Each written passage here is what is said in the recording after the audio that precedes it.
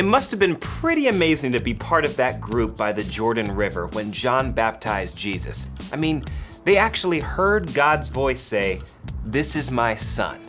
That should make it easy to follow Jesus, right?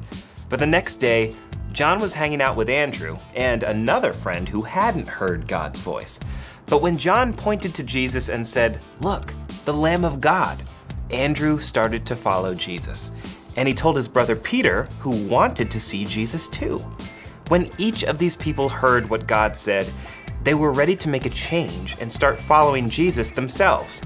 And the same can hold true for us. Following Jesus isn't something strange or complicated. It just means you've discovered who Jesus is, God's Son, and that you want your life to start looking more and more like Jesus in how you love God and love others. Here's the cool thing. While you will never on this earth live perfectly like Jesus, you can make a decision to start following him right now. And you don't have to follow by yourself. God will help you become more and more like Jesus every step of the way for the rest of your life. That's why this is the most important thing to remember today. Discovering what God says helps you follow Jesus.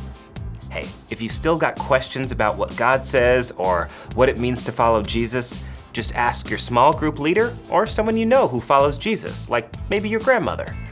Sometimes my mind gets so full of questions, I like to write them down. That is why I always carry a pen. Hey, just look at that.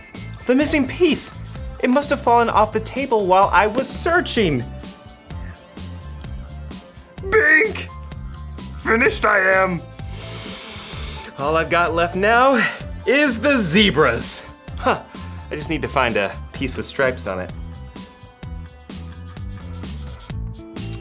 A lot of pieces with stripes on it.